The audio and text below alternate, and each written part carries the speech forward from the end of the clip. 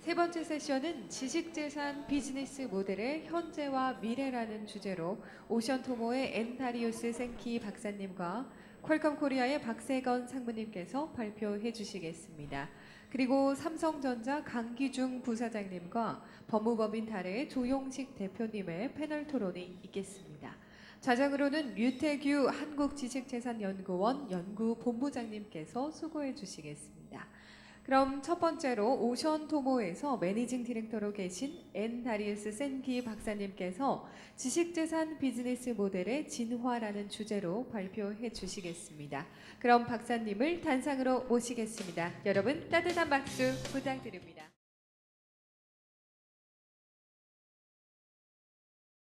Thank you, everybody. So I get the privilege of trying to keep us awake before we actually go home and have some drinks and celebrate.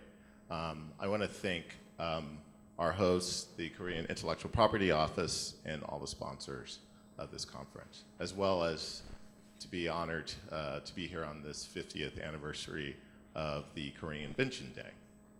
So today I'm going to talk about some new models that we've been thinking about in terms of how do we take the intellectual property business model and the platforms that companies like Acacia and Intellectual Discovery and Intellectual Ventures has been building this marketplace. How do we take advantage of these marketplaces that have been emerging?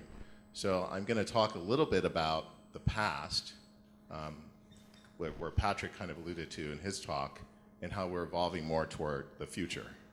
So in the past, you needed to have very, very large corporate R&D centers to actually develop and mature IP. And Bell Labs, a place where I worked in the late, well, sort of the early 90s. I was there in 93 and 94, and others in this room were there as well.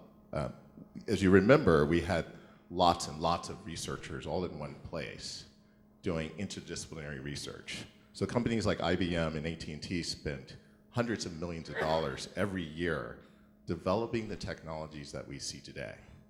The semiconductor chip, the laser, many, many inventions came out of those research labs, and they developed a lot of IP. So the business model was have a very strong corporate R&D center that did interdisciplinary research and share that IP with the world. In fact, the transistor was invented and the government forced AT&T to license that IP. And they started the semiconductor industry and sent all these engineers over to San Francisco. And that's how Silicon Valley emerged. And it emerged because of the monopoly of research that AT&T had and the government forcing the sharing of that IP. Well, that model doesn't work today. So in the 90s, venture capitalists realized, wow, we could fund all these really smart researchers and they don't have to be captive to a corporation, and the emergence of lots and lots of startups. So the venture business went from a very cottage industry of a few $100 million a year to $1 billion in 1993 to $100 billion in 2000 at the peak to about a run rate of about $30 billion in the United States of investment. And that's sort of the new way to do R&D. But they didn't really know about IP. So VCs were investing in technologies, but they really weren't helping the entrepreneur understand intellectual property. Then the emergence of intermediaries came, and these intermediaries like Intellectual Ventures realized that not every invention can be a whole company. So when you invest in a company, you, as a VC, you're trying to model it so it can be Facebook. So you invest, you raise 100 million or you raise 500 million, you make several investments with the hope that you're going to find the unicorn that's going to be Facebook or Uber, and that you're going to get a massive return on your investments. Well, in order to do that, you have to pick big ideas.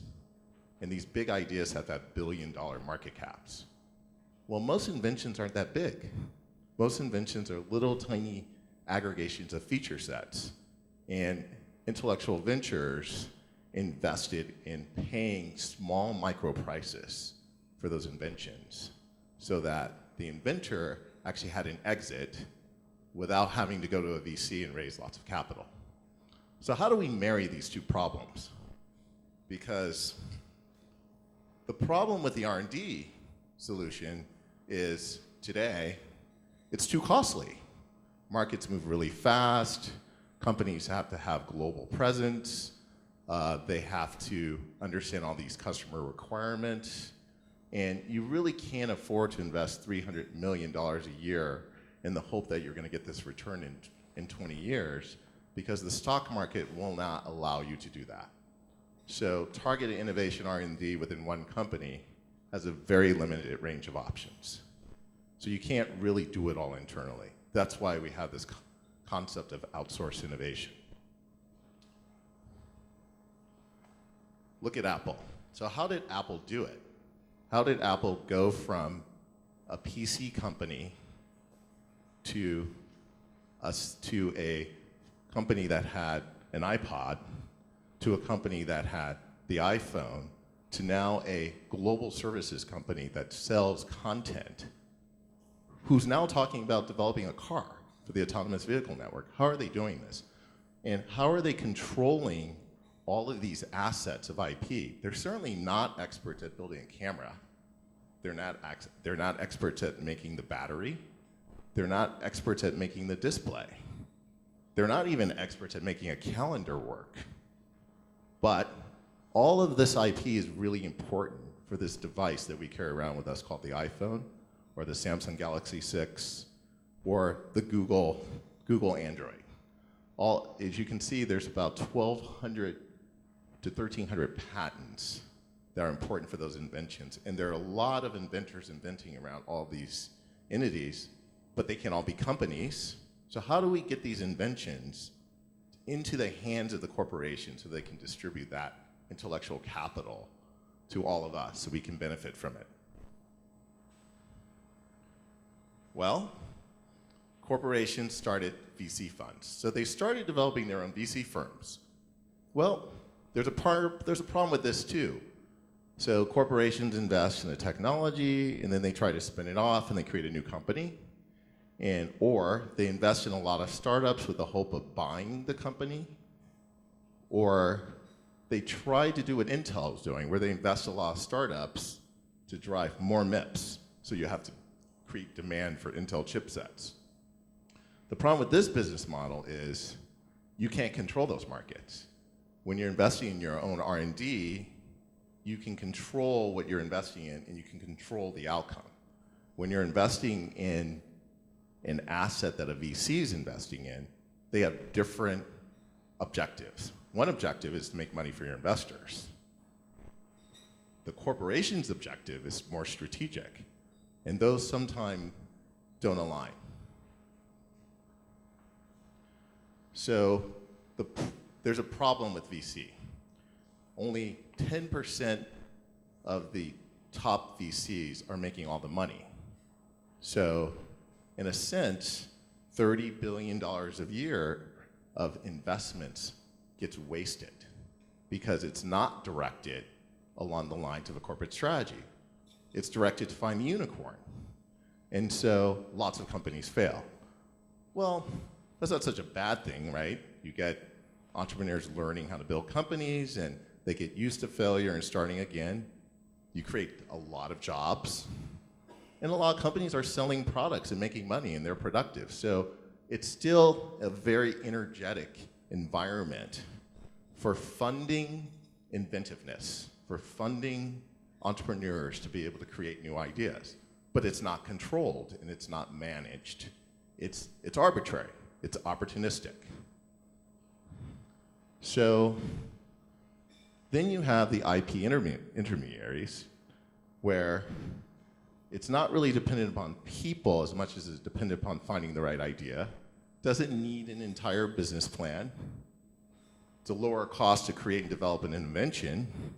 Can be a lot lower risk too, because if you aggregate enough patents, as Patrick was saying, and they're really good, you can go license those to a large corporation. But it's difficult. It's difficult to monetize. It's certainly difficult to monetize without a prototype, and a prototype requires human capital. So when you invest in developing an IP portfolio, you're forgetting that the human capital part is really important for linking the IP to the instantiation of a product. So a lot of these IP funds forgot what the VCs learned: invest in people. So now the answer should be, let's merge these. So with Google and Microsoft, and the examples I have here just shows if you don't do this, you end up paying a lot of money.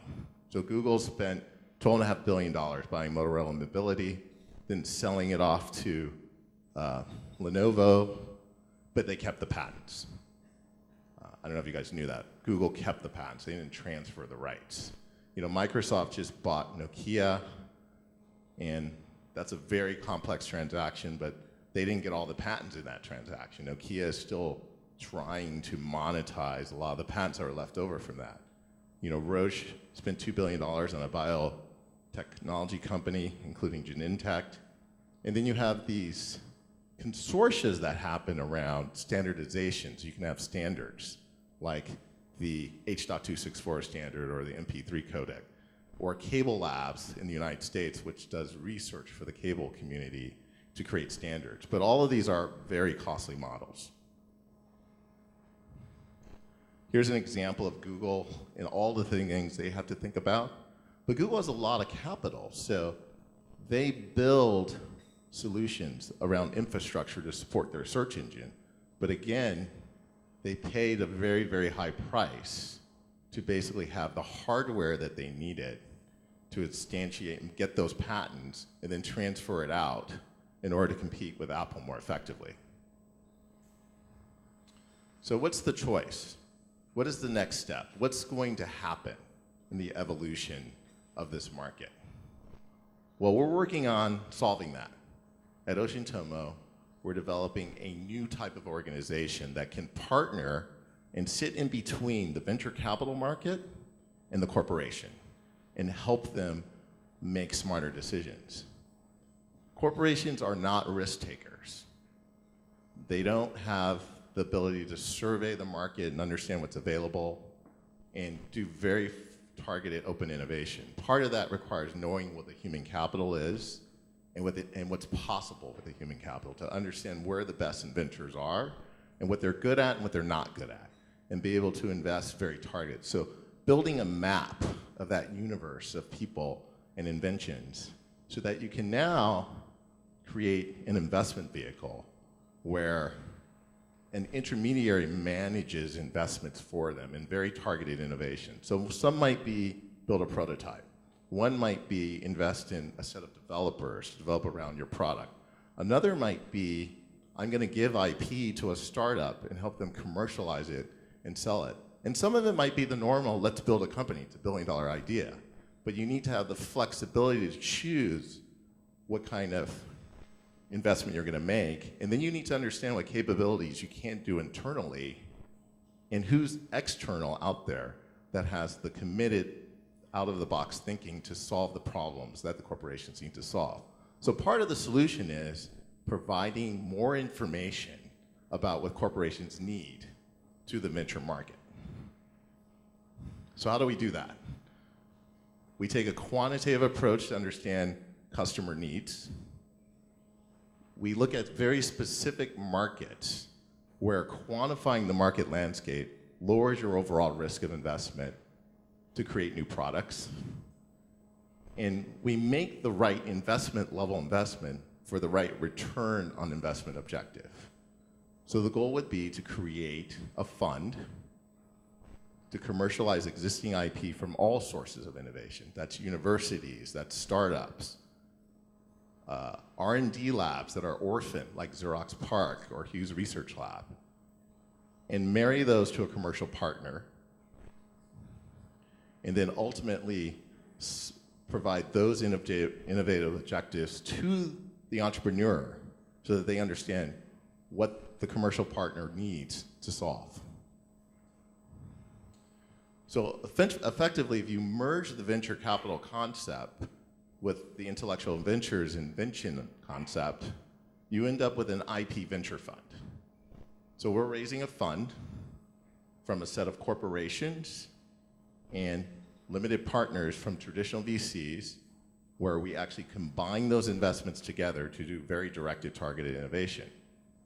And we're doing this in a way where we don't assume we're looking for the unicorn. In some cases, we're just looking for a base hit, where we invest $1 million and we get a return of 10 million because we built the prototype, we prosecute the proper IP, and then we quickly sell it back to the channel partner. So in a way, it's an outsourced open innovation R&D lab, where your lab is a universe of inventors out there who are venture-backed companies, and your investment can go into the form of a company or a project or just capitalizing the IP and putting it around a group of engineers to solve a problem. This can be very targeted and it can be rapid. So you can get immediate returns or you can think of it as a long return strategy. But each fund we build is built for the corporate client.